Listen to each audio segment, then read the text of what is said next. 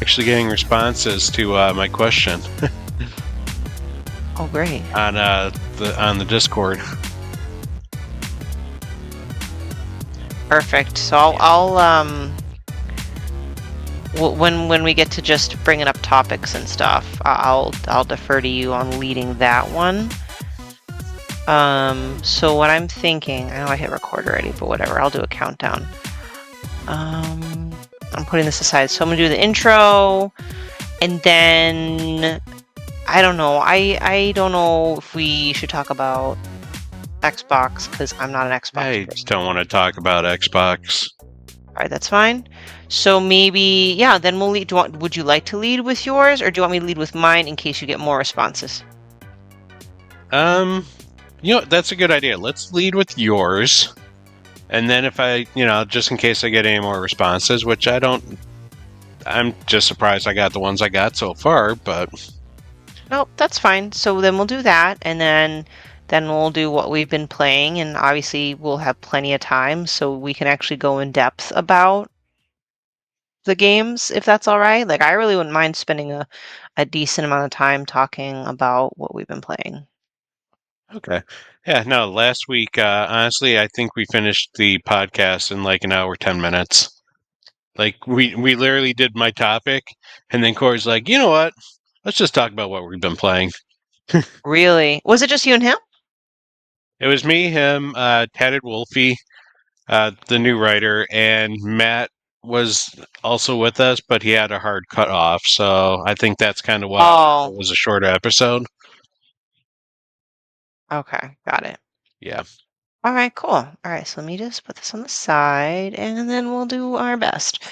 So, 3, 2, 1.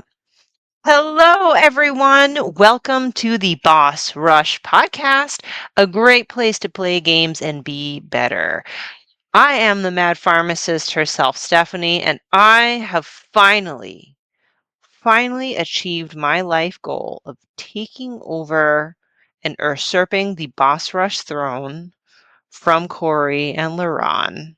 And my right-hand man, PK Power Pat, has joined me today. Hey, Pat. Let's just say they had it coming, you know? I'm so glad that that plan actually worked. Like, I don't know about you, but I didn't think that putting little Disney figurines and treats and like luring them into that cardboard box was actually going to work, but somehow it did. Well, for Corey, that was. It was the promise of more Disney Dreamlight Valley. But for LaRon, it was a Mm-hmm. couple of Star Trek memorabilia Yep. And snacks. and snacks. See, it's the simple Mm-hmm. things. You don't need to make an overly complicated coup plan. It just needs to be simple and effective. And we did it. And now we sit upon a throne of glory. Yep. Or cardboard boxes with LaRon and Corey underneath them. I'm Yes. sure they're still doing fine. Yeah, we poked a couple holes. That's good enough, right? Mm-hmm. And they got their phone, so like they can watch the Star Trek and play Dreamlight Valley. Exactly. But all things said and done, they're on their own little life missions, and hopefully we'll see them back at the next recording. But until then, Pat, how have you been? I haven't talked to you in a while because I was off this prior week. How things been going on in the home front? Well, I had a really busy week last week. Last week my work did a uh, baseball game. The Milwaukee Brewers played against the Los Angeles Dodgers, and Ooh. yep, I decided, you know what, this would be a good time to show off the tats and get some sun on my arms. And about an hour later, I got myself a nice sunburn. Only took an hour, huh? It only took an hour, and it burned enough that it blistered a little bit. So Oh, no, I Pat, thought that was so no. weird. You didn't do any sunscreen? No sunscreen. I wanted them to I wanted to get some color. and I got color, pink and red. All shades of pink and red. Got it. Yeah. All right. Now, That's but you know cool. what? They got sunned. So now if I ever take off my shirt, I got myself some weird like colorations going on here. There you go. Speaking Pasty of, white, burnt red.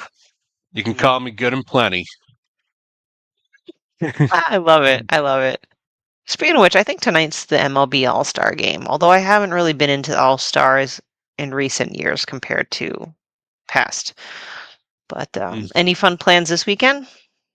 Well, again, last weekend I went camp. Well, I went. My Was it friends that went weekend? camping. Yeah, that this last weekend was the camping weekend. And unfortunately, it was a rainy one for the first half, so I decided to just do a day trip instead because I'm too old to set up my tent in the rain. It's not fun.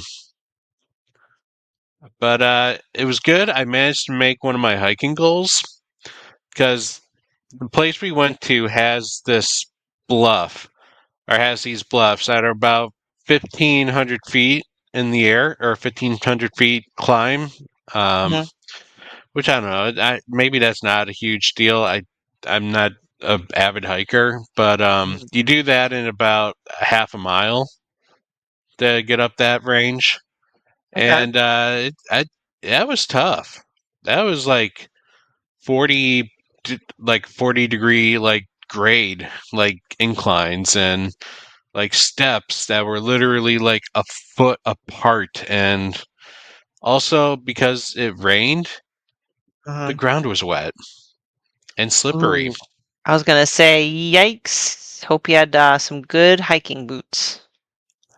I slipped. Oh I might have no. sprained my wrist. Oh my gosh. Babe, but you did it though. You lived to tell I the did it. tale. Good for I you. just about died, but you know what? I made it. Yeah, as they say in one of the Hangover movies, but did you die? No, no. I just Yeah. got a sprained wrist to prove my sprained wrist and pictures up at the top. So, Okay. and then I remembered when I did that climb like 15 years ago. I told myself that was the last time I was ever going to do it, and And I here did it you are. 15 years later. Nice. So. I can't believe how long have you been not attending, that sounds so formal. How long have you been doing this like annual summer camping thing? It's been. It's got to be at least 10 years now. That's amazing. We are now that old where there's certain things that we've done enough for at least a decade. Sick. Yep. And then you just start like kind of going like, you know what? Some of this luxury is kind of like wearing off, or the excitement. Like I said, setting up the tent in the rain was not my idea of a fun time, so I just went for the day trip and spent the activities without having to do all the camping part necessarily. But I was okay with that. You know, I can understand as well because I used to, rough it with like camping when I was much younger and loved it. Didn't really bother me that much. And yeah, but now, for example, last week I wasn't here because I was at a cousin's reunion up at Lake Placid, and I had a cabin with a working toilet and shower, and that was wonderful. And then, I drive and see people that are like staying in tents and having no toilet. And I'm like, I don't know if I really want to do that ever again. I call me spoiled, but I'm just like, I don't know. I'm at a time in my life where if I can afford to, I would like to be at least mildly comfortable. I think that's good. Like we can have the best of both worlds. We can enjoy the great outdoors, but still enjoy the comforts of indoor plumbing. Exactly. I wonder, there's like a sim for everything. Do you think there's like a camping sim? Oh, there is.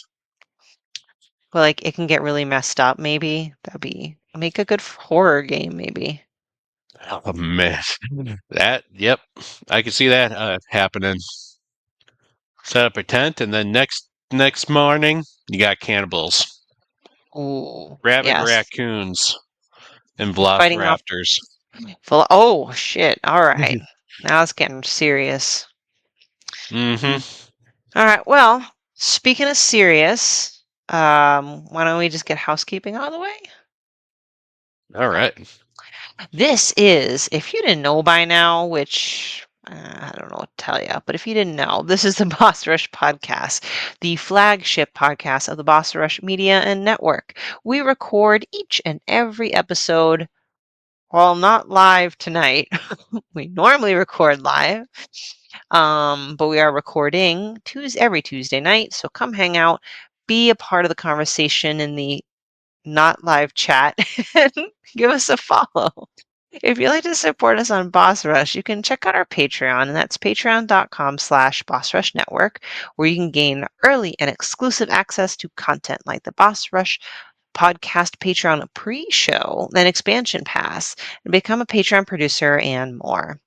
And as always, if you can't support us financially or join us live, your listenership and viewership is enough for us. Subscribe to Boss Rush on YouTube, hit that notification bell, and don't miss out on an episode. If you're listening on Apple Podcasts or Spotify, please consider leaving us a review or a rating with a comment. It will definitely help us with discoverability and growth. New episodes post every Thursday morning on podcast apps, YouTube, and our website, bossrush.net. I only stumbled once, so You um did good job. yay! Before we move on to our topics, I actually wanted to check to see if we want to give updates on any projects we're working on, such as book club. Anything people can look forward to? Well, we got two book clubs that we're going to be recording here this month.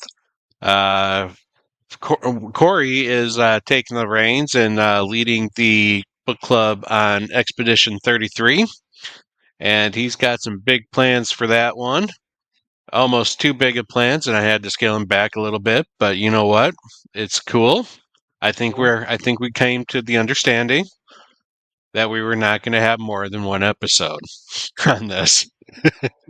He's like, "How many episodes do you think we should do? 3, 4?" I'm like, "Dude, no. We're just sticking to one here. It can be long, but we're sticking to one." Yeah, the was it three-part Zelda one was the last one we did. That was too much.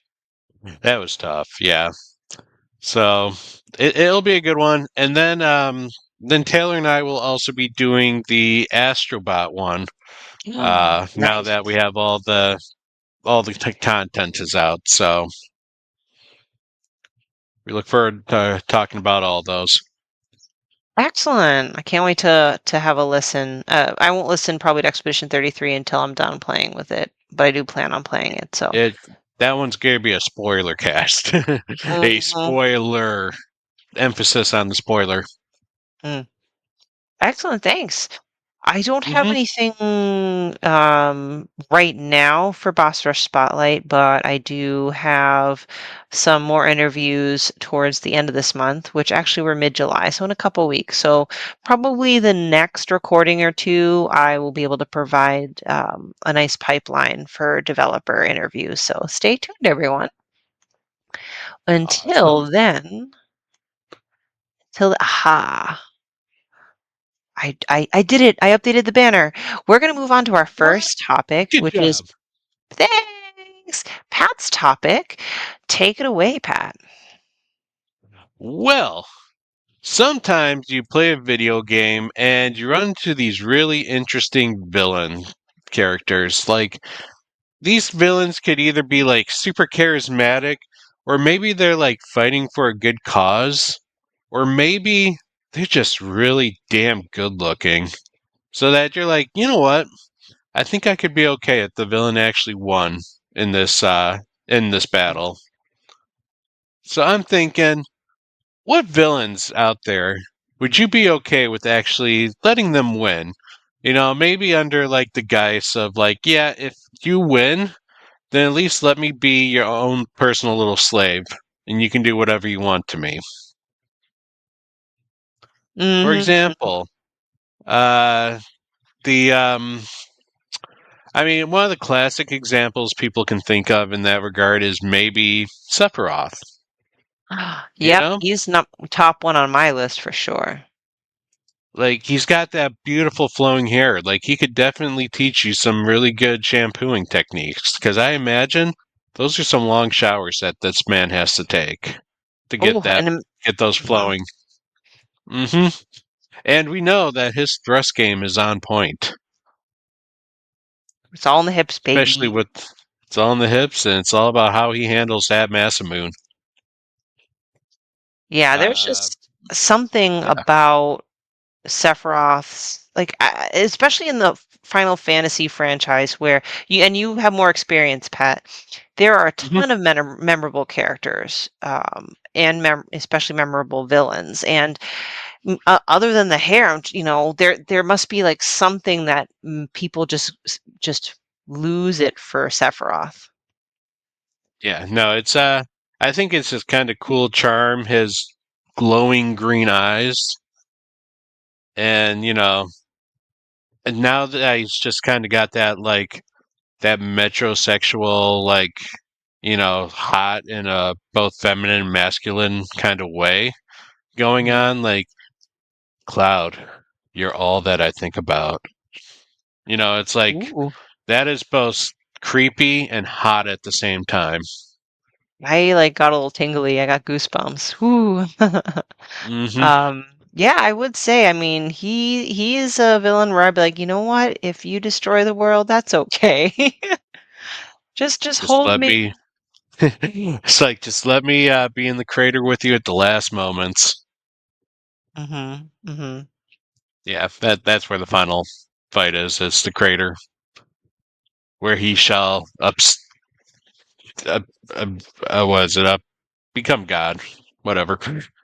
Anyways, that was like one. The one I was also thinking of was Benedicta Harmon from Final Ooh. Fantasy 16. Mhm. I mean, Yes. again, that's probably more because she's like good looking and she actually said that she would kind of make you like her bitch if you kind of let her have her way. But Mhm. that'd be Yeah, another she's good one. definitely got like a very like she just oozes like sexy, but like also dangerous. Like I would not mess with her. Yep. She And would go. Oh, sorry. Go oh ahead. no, go ahead. Yeah, Oh, yeah, if I no, could go just ahead. add one because it's in theme, like I think she can go toe to toe with Lady Dimitrescu.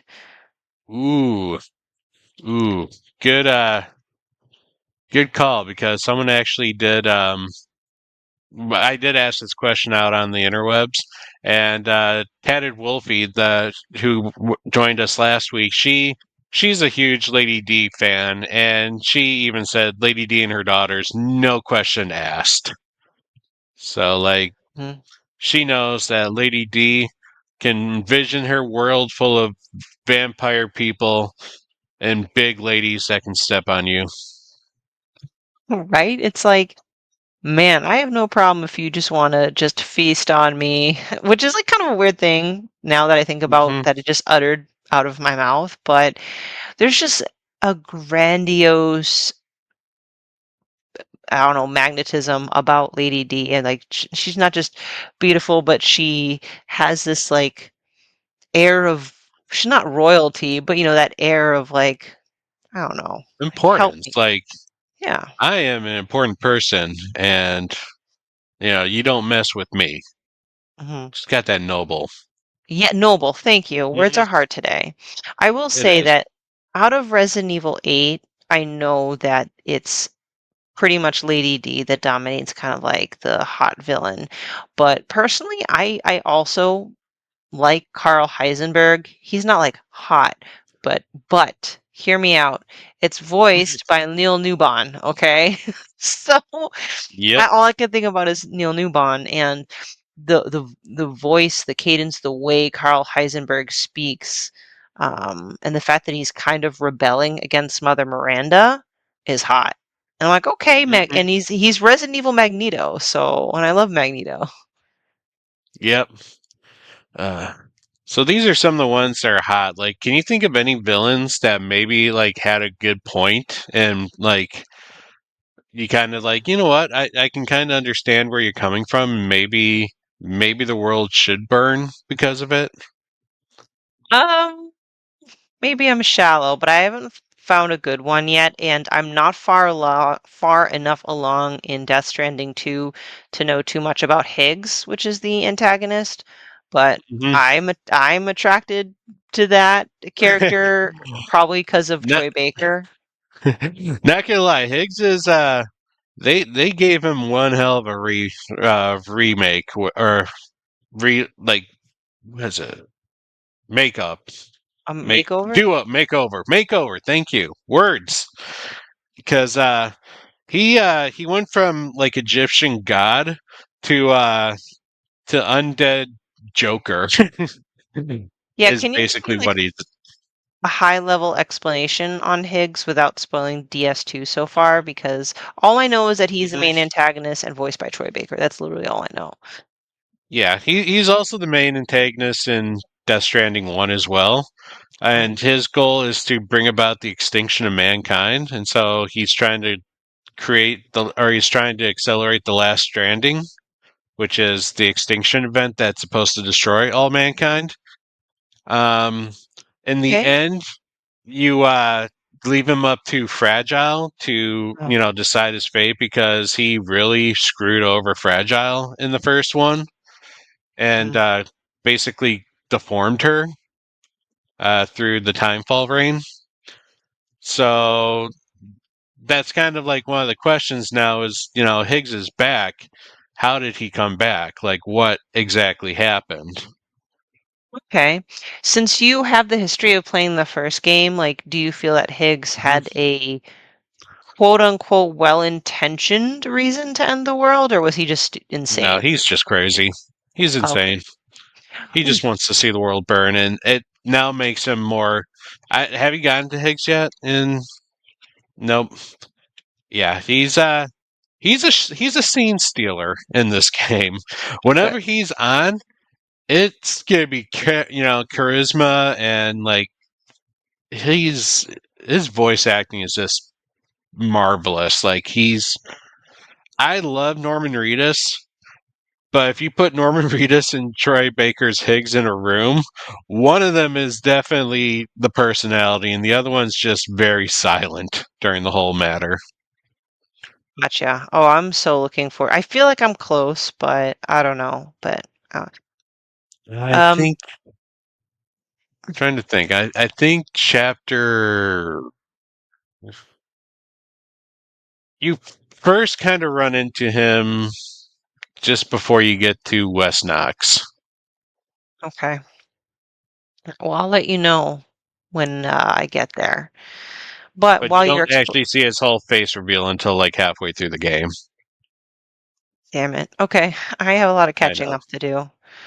But while you're explaining Higgs, I do have one. And that Okay. is, I'm surprised I didn't say this first. My favorite villain, well, my villain of my favorite franchise, Ganondorf. And if I'm saying Ganondorf, I specifically referring to the Hmm. Wind Waker Ganondorf. If we're talking about feeling some sort of sympathy for him, because when he gives his monologue at the end of Wind Waker, he talks about, having to live in the desert where, it's the wind just brings, death, like nothing grows. So on one hand, I'm like, all right, so you lived in the desert and life's very tough for you, so you're trying to make things happen at all costs. Doesn't justify what Ganondorf did, but at least that was the first time Nintendo made him or made a villain kind of at least semi like we can actually see where they're coming from. Other iterations of Ganondorf is just like, I want power and rule the world. Even Daddy Dorf was kind of like, I just want to rule the world. But Hmm. Wind Waker Ganondorf is one where, if we're talking purely from empathizing with him a little bit, or a kind of bringing about a level of understanding, I would say that would be him for me. How about you? I mean, you also got the Twilight Princess Ganondorf, who basically is like he wants revenge because he tried to take over the world, but then he got stabbed. So now he wants revenge for getting stabbed and Fair. executed, Especially if you and got then if take over the world afterwards. especially if you got executed by being stabbed in the stomach. That's a very cruel, cruel way to go. Yep. Man, that game was dark. Yes, it We need was. another one like that again. We kind of do. I think we're ready. You know, it's been a very long time since we've had a Dark Zelda. I think it's time. Mm-hmm. Yeah.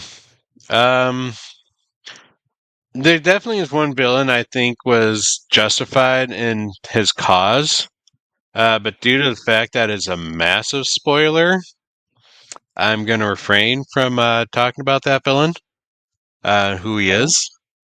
But it is in a recent game. What's the recent game, or is that a spoiler? It's a one of the villains in Clair Obscur had a Oh, okay. very good reason for what they were doing, All right. and you sympathize a lot with that. But I'm not telling you which one it was. Well, there you go. So, listeners, this is the exact reason why A, you need to play it if you haven't played it, and two, listen to the Boss Rush Book Club when that goes live. Stay tuned for a go live date for that. Hmm. But kind of in a similar boat. Um, the Final Fantasy X-2 gets a lot of shit for being a very weird or a black sheep in the Final Fantasy family, even though it had an amazing battle system. The Hmm. villain in that game is basically the ghost version of Titus, and like, and you find out like he witnessed his girlfriend uh he and his girlfriend basically get executed, and his spirit's unable to move forward, kind of develops all this rage and just wants to completely annihilate all mankind because of it, all because a stupid war, prevented them from being together and executing them. So in the end, you're like, I feel for this guy. All he wanted to do was just live with his, girlfriend, with his partner, but stupid humans basically caused his story to end tragically. Humans, we always be messing up things. Yeah. Hmm. Any Well, more that you can think of? not off the top of my head No. as far as again, like justification. Because I can think of a ton of like great villains. I did like do a quick little cheat and like Googled it just to like see if there are games I could play because a lot there Mhm. were a bunch that were listed that there are games unfortunately I just haven't played before, so I can't speak to that. I think one of them was Here- a Mass Effect villain, the something man. Oh, He the Elusive Man. yes. Yeah. Eh, I don't know about him. There is going to be a game that you definitely plan on playing this year that has a great villain that you get very sympathetic for. Are you talking You're, about you're gonna like. Expedition? No, I'm talking about Metal Gear Solid 3. Oh, You're perfect. gonna love the boss.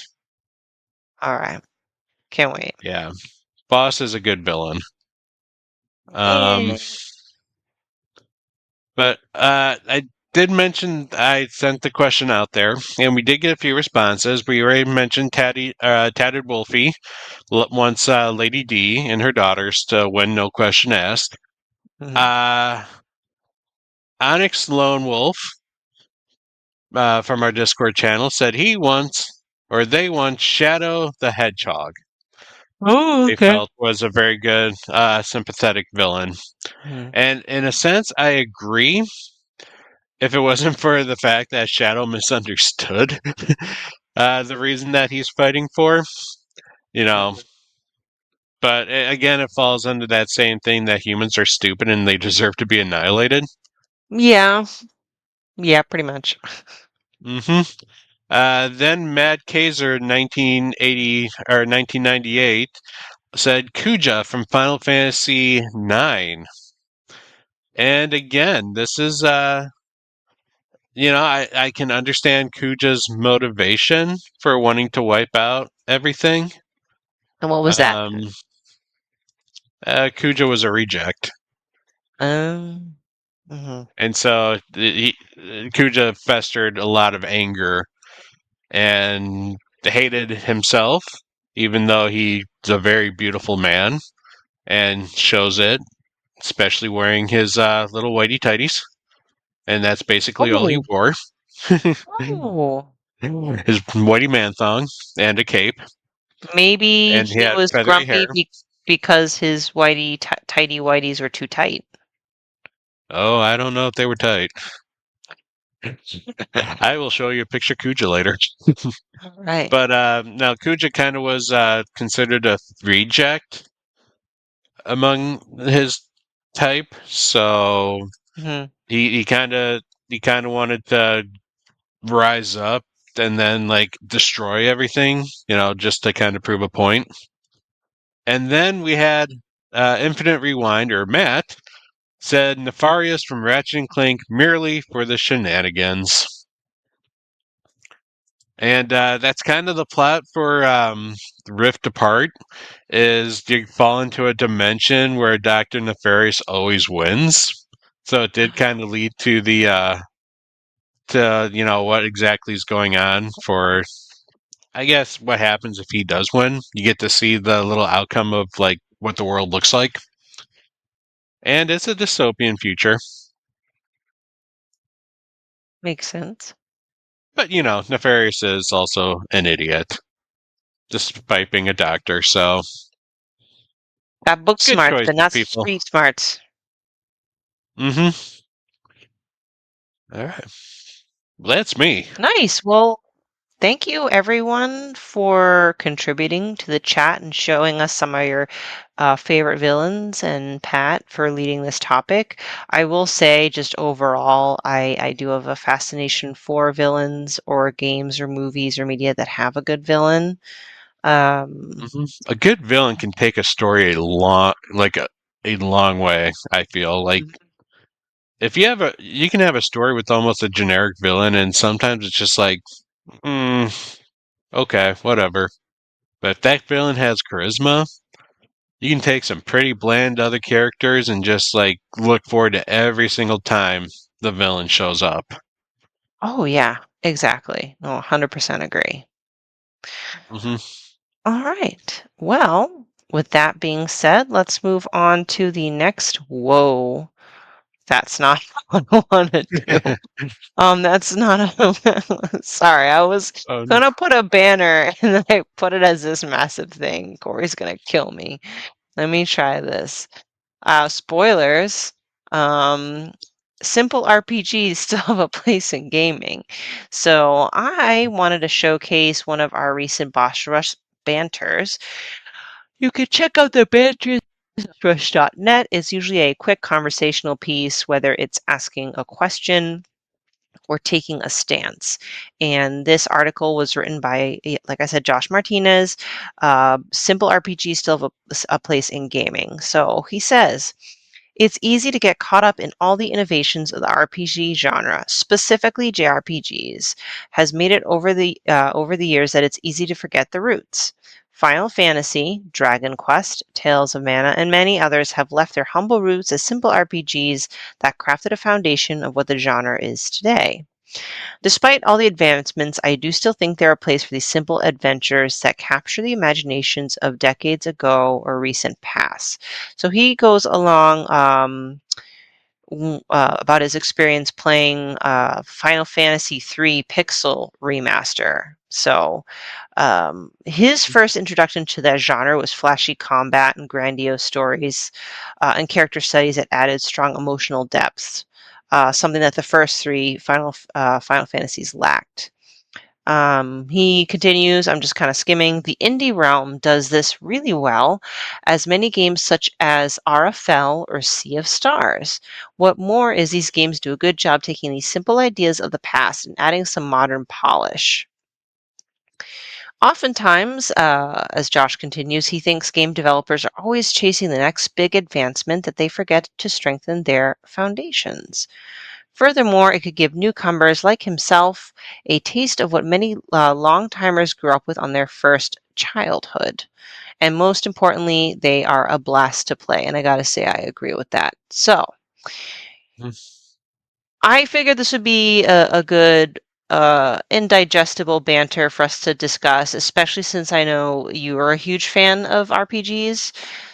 Mm-hmm. So, what are your thoughts about the quote unquote the simple RPGs? Are they still relevant? Do they still have a place in the gaming industry today? I know they still have a place in the gaming industry today, and we actually seen it this year. And not even just this year, but this year alone, had two classic RPG series come out that have done exceptionally well.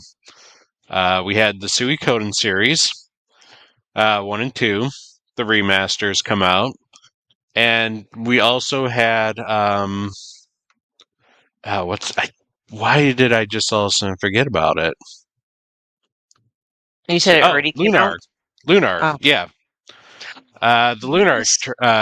duology came out You as know, well to I keep great reception.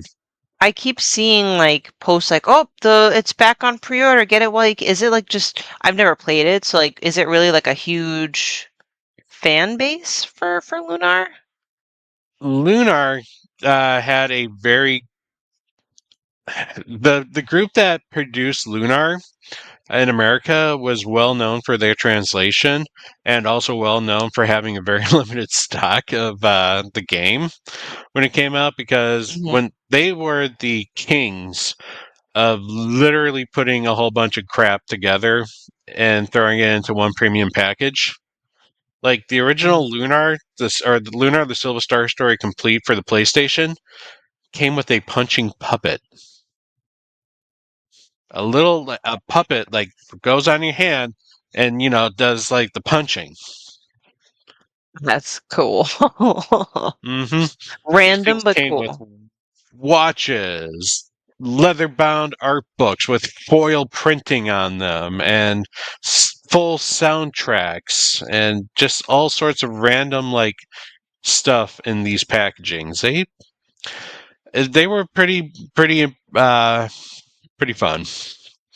But Lunar actually had a very simple story to it. It's a very simple love story, but the characters were just.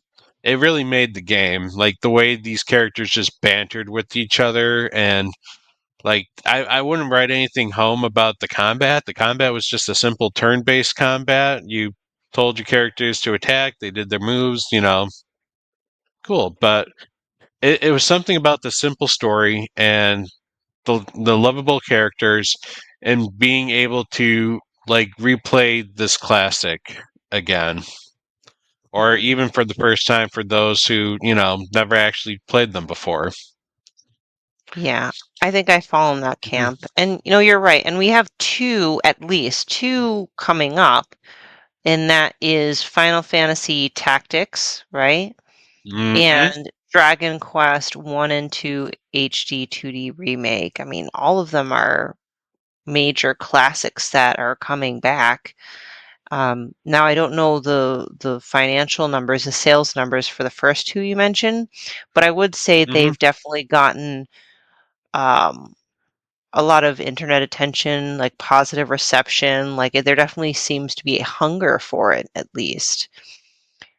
And I'm trying Mm-hmm. to wonder what it is. I know for me, and this is a personal thing.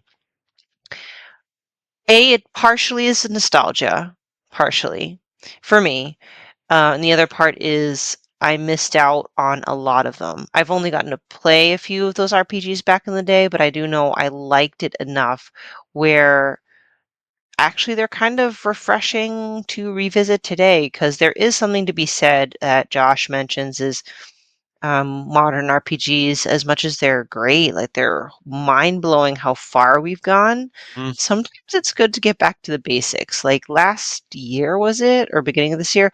I was raving about Dragon Quest 3 HD 2D remake. I've like flippin' loved it, even though technically, like, it's like a basic adventure story. hmm I think for me, it was just the simple exploration of the area. I don't know, just basic explore that world. That sense of mystery and wonder was like really more than enough for me. I don't know. What do you think? I totally agree with you. The thing I noticed about the old generation RPGs and the newer generation RPGs, the older generation RPGs I think did more like world. I would say the worlds were bigger in those games, not like literally in size, but like you literally explored a world Mhm. because of the graphics limitations. You had an overworld map, you had stages on that map. The stages were like pre-rendered and they were beautifully designed because of that. And now everything is more like open world, and so it's not necessarily you're exploring a world, you're just more exploring maybe a continent or an island, and things just don't feel as varied, I guess, in terms of the biomes in my opinion. Mhm. Like, I don't know, it you felt more rewarded exploring these smaller worlds that were primarily set with, like, if you explore this little nook over here, you get a treasure. Where if you explore in the new age RPGs, it's like maybe you got a beautiful sight, but like there might not be a treasure out in that direction just because it's a lot of open space. Right. There's a lot of focus on graphic fidelity, which can be breathtaking and beautiful, but yeah, Mm-hmm. I think there's just like a concentration of like rewarding exploration. And I'm sorry I keep bringing up Dragon Quest 3, but that's just kind of like the last kind of quote unquote simple RPG I played, and I loved bumping into those like secret grottos, which like I don't know, you might find a hmm friendly monster and they have like the silliest names or like these treasures.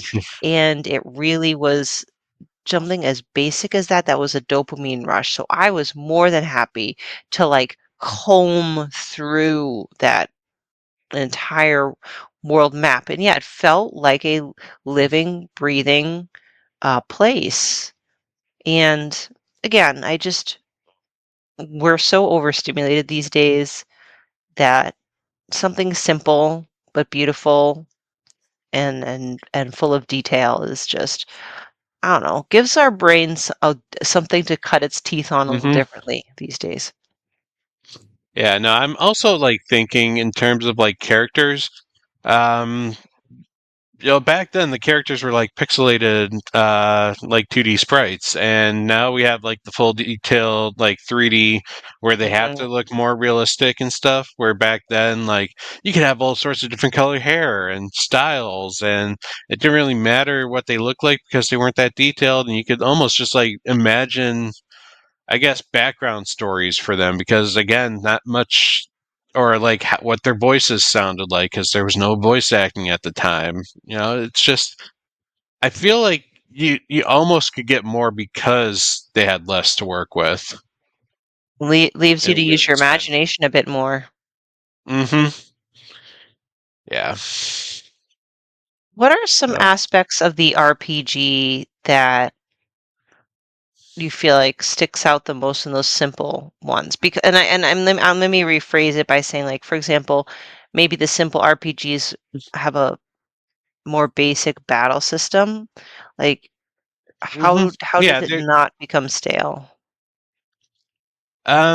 I feel like some of the more simple RPGs, I guess it depends. Nowadays, there's a lot of quality improvements or quality of Mhm. life improvements where you can change the difficulty or level modifiers in your games so that you can speed them up. But back then, you only had a certain amount of options of like what you can use to attack, and so you had to make do with all of them. Whether it was just simple slashes with the sword, or one of like four elements that one of them could have been a weakness to your enemy. But you kind of had to like figure out your strategy and how you're going to go into this battle. Whereas nowadays, it's you can kind of just go into a battle and hack and slash your way through most like RPGs. Um, I mean, I'm not saying it's horrible, but there's just it was a little bit more rewarding, I feel, with the turn-based combat, and I think that's Yep. why a lot of enthusiasts still go for the turn-based combat is because it makes you kind of strategize a little bit more than the action style Mm, that's currently out there. mhm, Uh, but it's strange. Like, yes, it makes you think, but it's simple. Like, it's also one of those things where you don't necessarily have to overthink like all the different nuances and systems of like get like maximizing attacks and stuff. It's it's weird. Like, it's a simple strategy, but it's just enough to make your brain work and without it getting bored, without overstimulating it in a sense. It's that perfect spot. mhm. I agree. I guess the only thing that, I wouldn't say is upsetting, but we're getting a lot of this from remakes, right? And I'm Hmm. sure there's a handful of other old school RPGs that will be remade, but eventually those will run out. And it Hmm. kind of makes me wonder, as much as there are fans for that, will we be seeing as many newer ones? Because I know the article mentioned Sea of Stars, but Hmm. again, indie studio, I definitely don't see a AAA studio making a simple RPG. So is it really kind of up to the indie scene to kind of keep that going? I think Square Enix has been still doing quite well, Mhm. especially with their um I want to say it's Adobe, but that's not the name of the studio. It's the one that does the Octopath and the Bravely Default games. Oh, Like uh-huh. they Mhm, still develop the niche for those kind of old school styles as well as the 3D or the 2D HD remakes.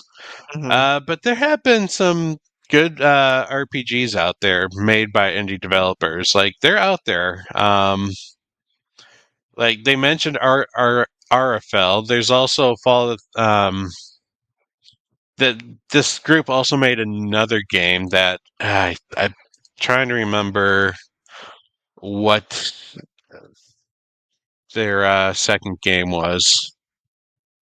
RFL Stegosoft. One Stegosaurus? sec. Huh? It's Stegosoft Games. Rise of the Third Power Mm, was another RPG that they came out just recently. And then you also have like there's some good indie ones out there. You just have to kind of look for them, and because you also got a lot of the RPG Maker stuff out there too, mhm, which are can also kind of fall into that simpleness, mhm, just not really well known. They're out mhm. there though. You just have to. They're just not getting as much fanfare unless they're really big, like Sea of Yeah, Stars was. true. All right. Well, I don't know if you have anything else, but that was just a nice, quick and wicked topic. I just think, like in the lyrics of that song from Kingdom Hearts, "Simple and Clean." Um, and I'm looking forward to Hmm. playing Final Fantasy Tactics, especially.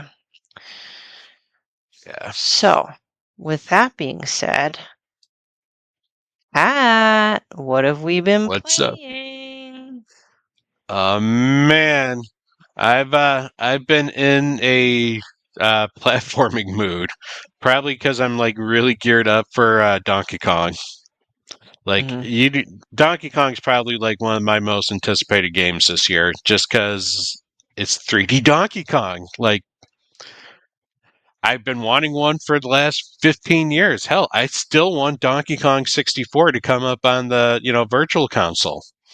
Yes, please. I know it's like rumored that it might, but again, rumors, rumors. Yeah.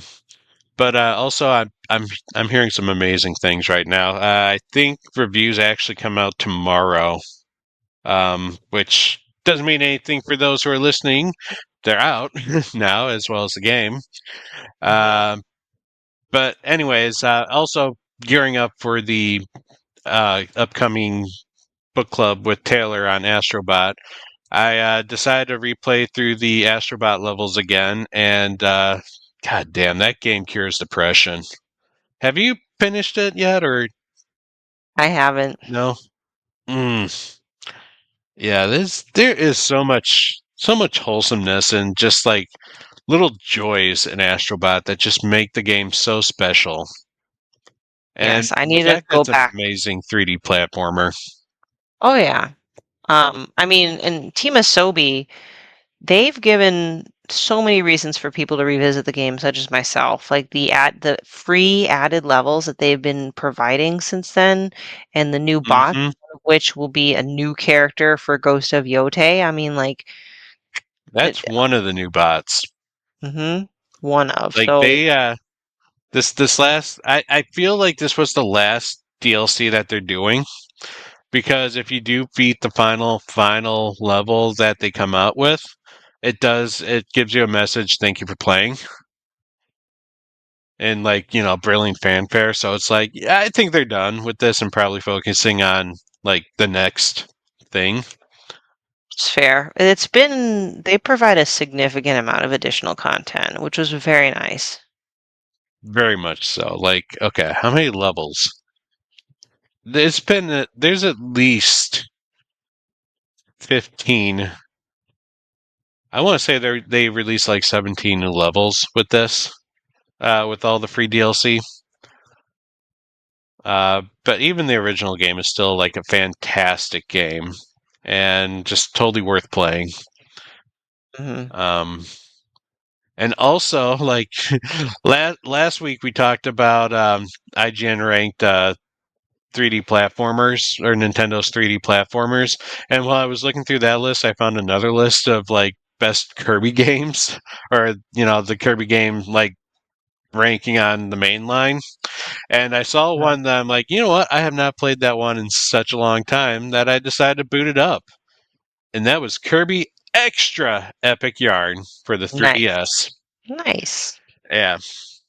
It is a very different Kirby game. In fact, I don't think it was designed to be a Kirby game initially. But then they like we need to put something more familiar that people would get and able to like enjoy this game. So they replaced the main character with Kirby. Mm, But what makes it so different is that Kirby has been transformed into Yarn, so he can no longer inhale his enemies and copy their abilities. But he gets this like yarn whip now where he can like whip and unravel enemies or ooh, turn them cool. into balls and throw them that way. And he also gets the ability to turn into like little various vehicles such as trains, cars, giant tanks, UFOs, like depending on whatever the level is suited for. Hmm. Uh, but it is it's a very chill Kirby game in some respects. Like the music is very low key.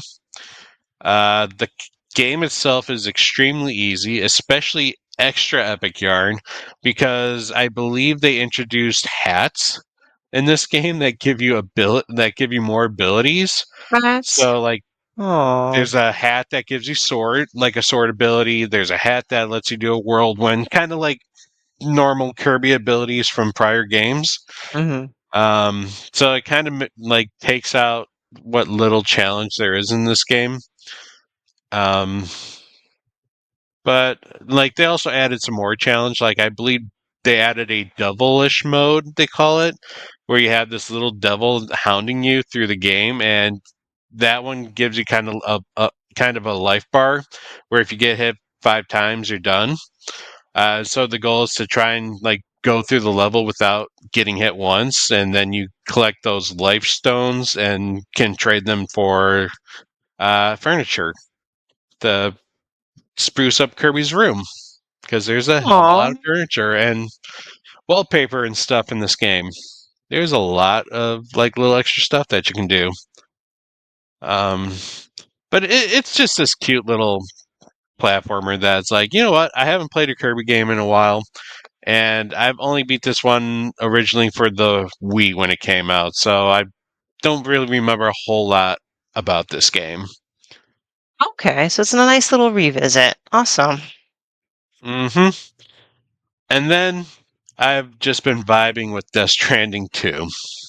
Yeah, how many hours have you put on that so far? 50. 50? Holy cow.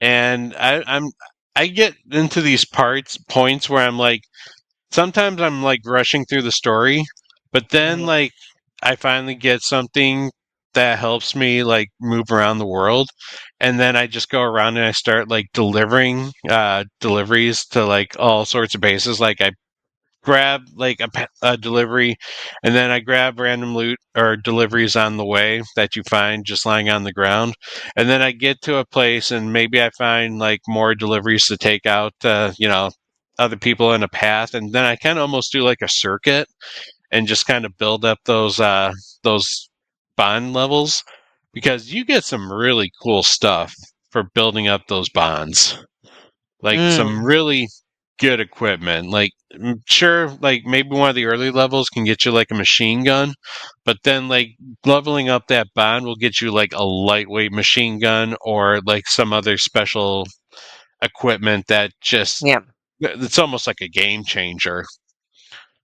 Uh, just recently, like I've been exploring the Snowy Mountain area, which are notorious in Death Stranding for being like hard. Ooh, okay. Most like vehicles suck up in the mountains, and then you have things like whiteouts and being in low oxygen areas, and of course the steep like levels are like you can't stand very well because you're on mountains. But you know what? I got snow tires now. And I put it's like I can drive vehicles on mountains with ease. And it's just game changes. And now I'm like running around all the little like people on the mountain. I'm like, here's all your stuff that, I've been neglecting to collect because I don't want to deal with trekking between you guys. No, I'm only 7 hours in. It's a big difference. Hmm. But it's still a decent amount of hours. But yeah, man, given that I haven't played the first Death Stranding, I didn't realize that you can't just go sprinting from location to location. Not Um, yet.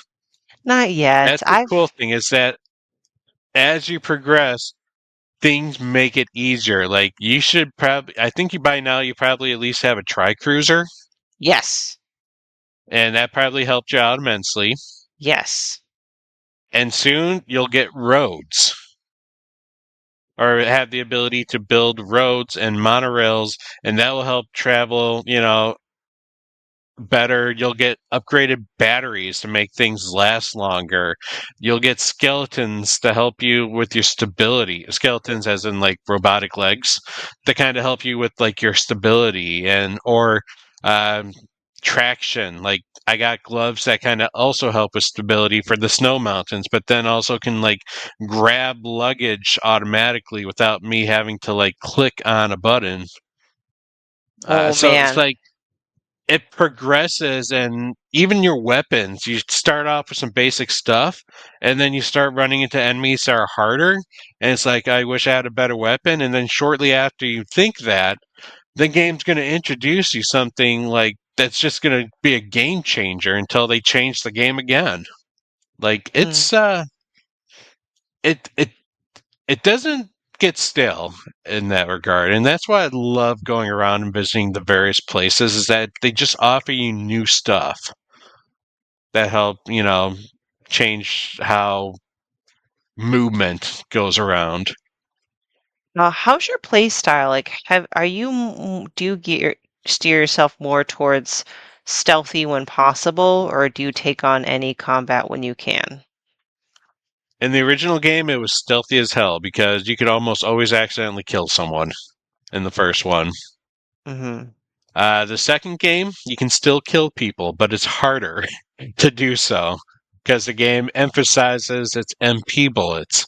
But eventually, you will get some powerful things like a rocket launcher, and they're like, yeah, don't point this at a human. You will kill them. And the problem with killing a human is that if you leave their body out, it will trigger a void out and wipe out that area. So it's something you shouldn't really do. It also, the first one, I feel like it also created more BTs the more you killed. Mm-hmm. And so it made it another step that you, after you kill them, you would have to then try and get the bodies and get them incinerated at the various incinerators that were around the world, which in this case now it's just distribution centers. You don't have to worry about the incinerators. You just drop them off at a distribution center. A distribution center, not like just any random spot. It has to be one of the bigger places. Mm-hmm. Oh yeah.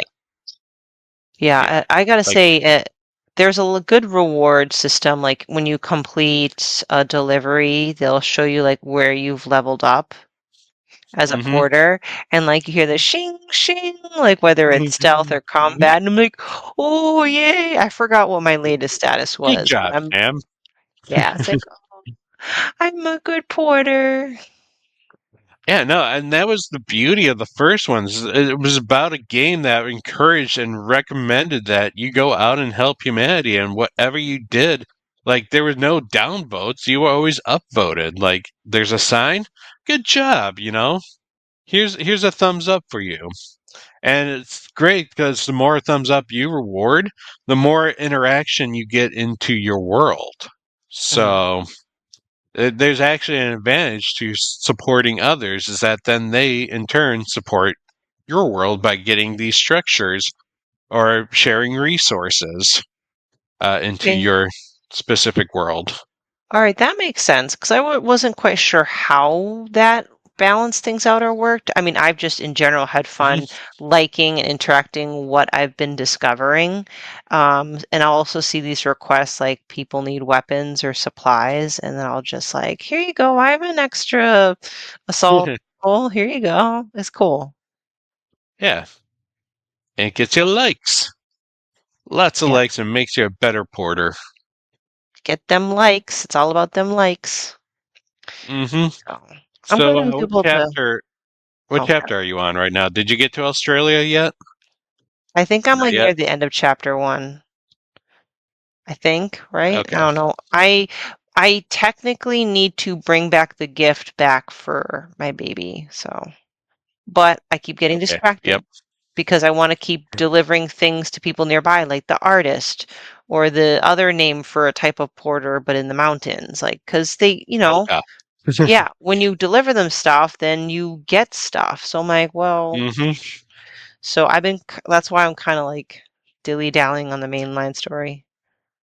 Yeah. No, that's kind of where I've been at. Is like I said, I have those moments where I'm just going around and I'm just like just delivering all the stuff that I can. But then it's like, okay, I try to make sure that I'm like, oh, I'm done with like collecting stuff. Once I deliver this all, I'm going back onto some story beats because the story is also pretty good. Like you haven't even finished what I would consider the introduction yet. Oh, Like the wow. main game is Australia. Okay. Can't wait. All Yeah. right. I'm glad I can talk to someone about it. I do just feel a little bit like a fraud because I'm playing Death Stranding 2, but never Death Stranding 1. But I'd say rather play a game than no game. So, No, I will say Death Stranding 2 improves everything on Death Stranding 1. So you're okay. playing the good version of it. Death Stranding 1 I feel would have frustrated you. Okay. Good. Well, I guess I came in the right time and now I get to experience the mind of Kojima. So, What a crazy mind it is. yeah. All right, excellent. That's a Oh, what do you great think about BTs? PTs. I mean, I've only had Yeah. a slight introduction to them. I guess I have more anxiety about like how much worse it's going to get. I did have the first BT boss battle, which was like Hmm. cool, like really visually stunning. And the mission to introduce you to them where you have to throw those like blood grenades at, like, Yeah. okay, like I kind of get it, but like I said, I feel like because it's introductory, it's gonna get a lot scarier. Like I don't want to. I'm afraid to encounter them in I, the wild. I think that's probably maybe it's for me. It's not a little bit more of a negative point there. Death Stranding 1 felt a lot more scarier because of the fact that the BTs were like almost indestructible when you first met them. And then you start getting those equipments that like would destroy them, like the blood grenades. Um, the the second one, they basically it's like, okay, here are the things that can damage them right away, so you don't have to try and sneak around. And like just the way they introduced BTs in the first one, with being invisible enemies and seeing the black handprints like start crawling around, and it was more scarier in the first one. But now you're prepared for them in the second one. Okay, maybe that's a good Yeah. thing for me as well. Yeah. I still don't like getting.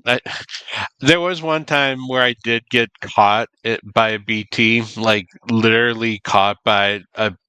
The BTs have three different modes. You Mhm. have the The Watchers, Watchers, yeah, the ones that will try and find you, and if they find you, then you have the Catchers, Catchers, yeah. which are like the hands that come out and try and grab you and pull you down into the tar. And if they succeed, then you get the Hunter, which is what your like your giant boss battle. And if you die on that, you get a void out, and that like Ye- changes the landscape. And anything that's nearby is like pretty much destroyed with cargo and stuff. And it sucks because I did get one void out at this time, or when I was playing, and it was during a tutorial, and it Oh pissed me no. off. But I managed to, I save scummed and just went back to a save just beforehand, and Right. just redid the battle again. Like I was doing so good, and then it knocked me over and it ate me. It's like what the freak! Like I lost all my life in one bite and caused a Oh, void out and damaged like. I had an off roader, which is more of a truck, and it had a shit ton of cargo in it, and like everything was freaking destroyed because of that stupid void out. I'm like, oh, this is not how that works. oh my This is God. not how I'm going this way. So I backed out and redid the fight and won. I would do that too. I don't care what anyone else says. I have no shame in save scumming. Yep. I mean, you should have seen me like within the first, I don't know, hour where the first cargo I ever picked up, and then I ran too fast because I still wasn't used to how the game worked. I fell off the mountain. Not fell off, but I like fell down the mountain and all my Hmm. shit got damaged. And I was like so pissed. I was like, nope, I'm reloading. It's like this is my rewind feature, Exactly. or as the game would call it, your repatriate feature, because Sam can't die. Hmm, That's hmm. one of the things you learn in the first game is that Sam, he's cut off from death, so he dies, but he comes right back. Hmm. Is that what they mean by dooms, or is that something different? That's like an illness that kind of gives you like a unique power. I think Okay. that's kind of one of Sam's unique powers is the fact that well, his comes from a couple different things, but his Dooms kind of gives you like something unique. Like Fragile has the ability to warp, is something that her Dooms gives her. Other characters um, have other symptoms and abilities that it's like a super skill, mutant skill. I don't know, something that's not normal that you can do that is different than other people. Hmm. Yeah. Okay. I'm probably gonna still maybe YouTube like an explanation of Death Stranding 1 because there definitely is a lot to this world that Kojima made that I genuinely want to learn about. Hmm. Yeah, and don't forget you have the corpus as well to True. look Yeah. through. Yeah. But why read something when I could have someone explain it to me? Just kidding. Um, but yeah, all right. Yeah, that's one of the ones I've been playing. It's been like a week though since I played it because it's on my PlayStation and I was in the middle of the mountains. And in the middle of the mountains, I played two games. And I think I could talk about it because by the time this podcast goes up, the embargo will be lifted. But first, I will talk quickly about Sorry We're Closed. It is an indie game with PlayStation 1 style graphics. It is a horror game where you're pretty much stalked by a demon, you're unlucky in love, and good luck. So Hmm. I really just kind of kicked off, but I'm loving it so far. Um, Not just the retro art style with modern control sensibilities, but the characters are just, bright and sassy. Um, and I'm in it for the characters. It just gives it a lot of like, I don't, it's unique in that Hmm. sense. Yeah, no, the characters kind of remind me. I mean, I haven't played the game other than that time at PAX, but they kind of remind me of the demons in Persona, where they just Mm. got like these really weird personalities. And it's like you're trying to converse with them, and what you think would be a good conversation might be offensive to them, and so you have to say some weird shit back, and able for them to appreciate you. At least that's what it seems like. Yeah. I don't know if So, that's the case. well, yeah, I'll let you know. I plan on playing it a bit Mhm. more when I have actual time the rest of the week, but it's definitely a good start. So I'll keep you posted. Mhm. I also just like the illustrations. So they have the PS1 character models, but then they have like an actual drawing, so to speak, of the character when they talk. I love it when they do Mhm. that. I feel like it gives, the game a unique personality, unique art style. It's almost got like that highly stylized, slightly anime but not anime, like Hades does, like the way Mhm. the Hades game is drawn. Like it's very cool. Um, and I get to talk about No, I Fretless. like that. Sorry, I like that style of storytelling too, where they emote the characters. So Yeah. you have like that picture of like happy or frustrated or sad or excited. Yeah, Hmm. Agree. Lunar did a lot of that uh, when they first came out. So that was one of the cool things about that game was like every character had like 6 or 7 different emotional like pictures that they put on their um, text bubble depending on what they were saying. Ooh, okay. See, now I'm just gonna get it. Next time I see it available, I'll pre-order Lunar. Oh, definitely. All right, and this is the game I'm most excited to talk about, and that's Fretless: The Wrath of Rifson. Finally, this game is coming out at the end of this week. I got a code for it to review it in advance. It is okay, and I understand that Expedition 33 is technically an indie game. So when I say it is my most anticipated indie and my favorite indie, I still consider Expedition 33 just kind of an anomaly. So, like that aside, Fretless Expedition has, 33 is an indie backed with money. yeah, like I forgot whom I said it with, but just like every year, I feel like I have a personal like darling developer, darling game. Like it was Angry Demon Studios with Gory Cuddly Carnage, and I love the death out of that game. This time Mhm. it's Fretless, The Wrath of Rifson, and I saw Ritual Studios at 2024 PAX East and 2025 PAX East, and now I get to play beyond the demo, and it is maintaining my expectations of the game. I could see the additional details they've added since the last time I played the demo. You play as a musician that wants to win the Battle of the Bands, but the CEO, Rifson, who owns the SMR records for Battle of the Bands, he just wants to sign these naive, famous wannabes and, steal all their ideas and music. So it's like big evil mega corporation versus like country bumpkin musician. Very like funny tongue-in-cheek premise with these like bright colored pixels and really fun like facial expressions. The grass moves, the environments are like instruments, so there's always music or sound playing because it's basically a music quote unquote RPG. Speaking of RPG, right? So it's Hmm. it's it's basically turn based. You pick out your different riffs or attacks, you line up three, and it's like Mario RPG where it's kind of like quick time event-y. Like your attacks will still hit, but if you time your buttons to the beat of the music, you will land additional damage or you will block some of the attacks coming your way. Um, Very well done. You have a couple of instruments you gain or collect throughout your journey, and that's how you pick your play style. So there's the acoustic Hmm. guitar, the bass, the synth, and an eight-string guitar. For example, acoustic is the most basic. Bass guitar has a lot of, um, defense capabilities. The synth is like kind of a chaotic weapon that you can use that induces a lot of status effects, and you leverage that. Okay.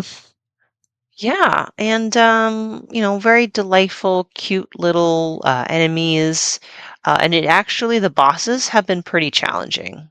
Um, so I say it's definitely kind of like the world is simple. I enjoy exploring it. It is relatively linear, but the battle system and the different mods and things you can do to character build, um, is a little bit more complex. So you kind of get the best of both worlds. Although I'm not good at it, there are some, I don't know what you want to call it, Guitar Hero like moments where you have to actually press buttons as they come to the beat, and the more successful prompts you hit, the more attack damage you do. It's like a special. So Okay. I am hoping to get it done by the embargo. I'm prioritizing it, but I can't tell you how much joy this game gives me. It makes me smile. I can think of the battle theme in my head right now. Very catchy. It just like it's one of those like fun, makes you. It's a feel good game. So Very cool. And it falls easily with the simple RPG that we were just talking about. kind of does. And if you want Hmm. to make it a bit more complicated, then you can play around with the weapon of choice or instrument of choice with the riffs, upgrading the riffs and modifying it. But you can also keep it simple. So, Cool, cool. Now, is this so only on the PC or is this coming out on other systems as well? I believe it's on PC at the moment. Let's see. Let's get- I'm pretty sure it's just PC for now, but Okay. I Yeah, that feel, seems to be the case. but you never know from there. So, anywho, hopefully next week I'll be able to talk about beating the game. So, and that kind of, Very cool. I'm glad you're enjoying it. thank you. It's one that it's one of those ones that I don't want to rush through, right? I'm just enjoying every bit of it. So Hmm. I don't know, Pat. I mean, is there anything else that you want to chit chat about before we kind of wrap things up a little early tonight? I'm addicted to a mobile game now. Ooh, what is I that? never thought it would happen. The Persona, the Phantom Oh. X. When did you start that? I I started that about 2 weeks ago. Okay. Like, and I've been diligently working up to get Joker, which is the first like special gotcha that you can get. Ooh, okay. And the game does have a pity system, so if you do draw 79 without getting a 5 star, Mhm. then you are guaranteed a 5-star, and 50% chance of that 5 stars being the banner character. So luckily today, I finally got pull number 80 and I got Joker on my team, and the guy is a fucking animal. Oh my gosh, he hits hard and he gets an ability that occasionally he has a chance to strike again. And Mhm. I've seen him do this 3 times in a row. Like attack, strike again, or move again, attack, move again, attack, move again. He's literally decimating enemies for me. Like he is so good.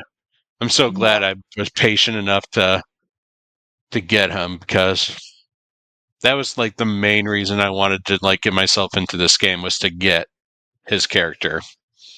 Well, that's a great get then, dude. That's awesome. Yeah.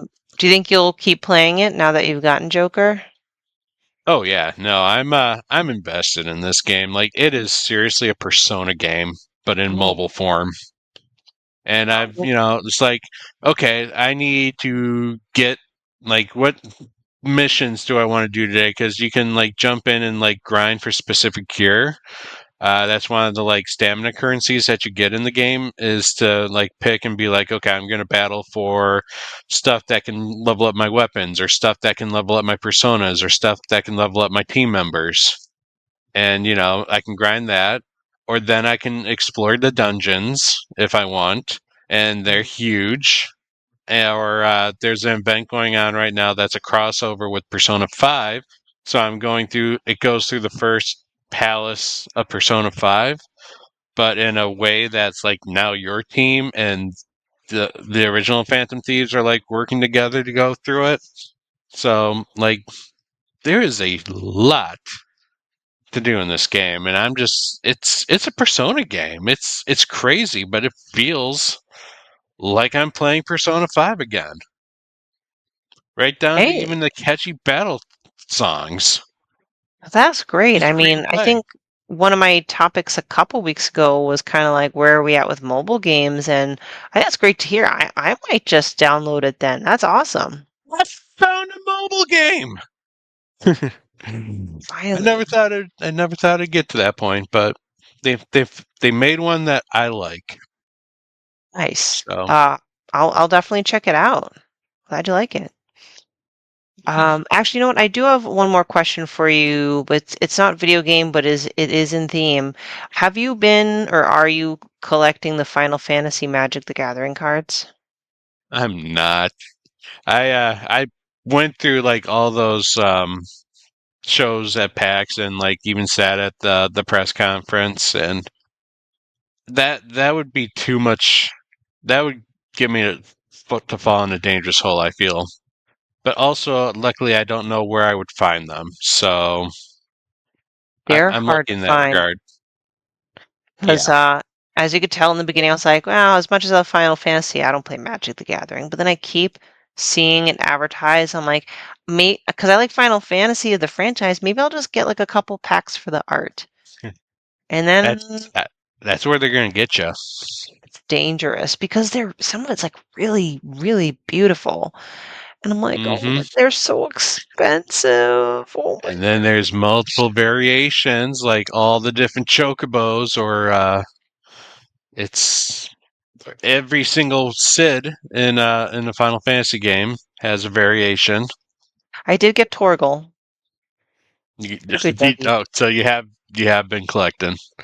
You got him, Y- didn't you? I got a few. I think I bought like a booster pack set of like I don't know, 4 or 5 boosters. I think I have one more set coming, but because like I think because of how popular it is definitely up chart. Hmm. Like it's definitely at a higher premium, and I'm like, I can't keep doing this. This, like you said, it's a very, but I still love the. Oh Yeah. my gosh, see, I'm like so torn. But it's hard to find. Anytime I go on a website, sold out. Anytime I go in a store, sold out. Yeah, it's these cards are like crazy. Like even like Pokemon cards, like every time they got that new booster coming out, it's like mad. You see people walking out of stores with like crates, I know that's which is stupid. Yeah, and it's frustrating. I'm like, why don't you just leave enough for the actual fans and stop driving up prices? But I'm preaching to the choir here.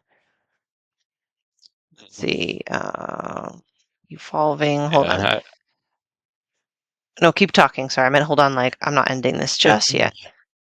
no, there was a point where I did collect some original Magic cards. I do have a binder still of those cards, and I'm kind of curious to know if there's anything worthwhile in there. I Hmm. could, maybe like pay any future like addictions. All right, so I looked Tattoos, this up. video games, or trips. So there is a ETB. It's like a Elite Trainer box for a booster set from 2021. I think it's popular because it has the EV evolutions. Anything that's EV evolutions in Hmm. it is insane. So it's called Evolving Skies. And two ETBs feature like all the EV evolutions. And I think I bought them like $60 each, between 60 and $80 each, kept them sealed. Right now, like the two of them together on tcgplayer.com is $627.99. The hell for just the two seal? Wow. Yeah, I don't know if you can see two sealed boxes. Yeah. So I'm like, oh, should I sell or should I wait for it to keep the price to keep going higher? Damn. I know it's unfortunate. This should just be like fun It's like, hey, stuff, Nikolai, I can buy you your first college book, but that's it. right? With with Pokemon cards. Can you imagine? Say I save that for like another decade or two and the price keeps going up. I'm like, hey, I'm gonna buy you a car for your 16th birthday with Pokemon cards. Watch as Pokemon cards becomes the currency when our civilization inevitably collapses. Right? You just never know. Hmm. But what I do know is that it's time to wrap up. So, but that's okay. That means more gaming time for us. But um, Pat, thank you for being my co-pilot today. It was really great to talk about some great topics, some cool villains that we're oddly attracted to, and RPGs and more. Hmm. No, it was a great conversation. I'm glad we still did this tonight. Exactly. Who needs Corey and LaRon, right? Just kidding. Exactly. Kidding. Love you. All right, so here's the wrap up. Let's see if I can do it. Thank you for watching or listening to this episode of the Boss Rush podcast. If you joined us live, which you didn't, follow or subscribe to the channel you're watching if you haven't done so already. If you're watching us on YouTube later, which is definitely what you're doing, also like the video and leave your comments with your thoughts of today's topics. If you listen to in podcast form, Spotify or Apple, consider leaving us a 5-star rating or review or any rating and review because it helps us with discoverability. You're welcome to support us on Boss Rush on Patreon at patreon.com/Boss Rush Network. And again, check out our articles on bossrush.net. We do have daily banters, we have game reviews, and lots of other wonderful things. So, Pat, thank you again, and thank you for all those that are watching and or listening. And we'll see you next time. Bye, everyone. Yep. Bye. Go get Donkey Kong. Woo! If you want to see how you can become a Patreon producer, head on over to patreon.com/BossRushNetwork. The Patreon producers for this month are Adriel Munger, Austin Campbell, Celeste Roberts, Sana Deering, Francisco Santillan, Matthew Keel, Retrostoy, and Christian S.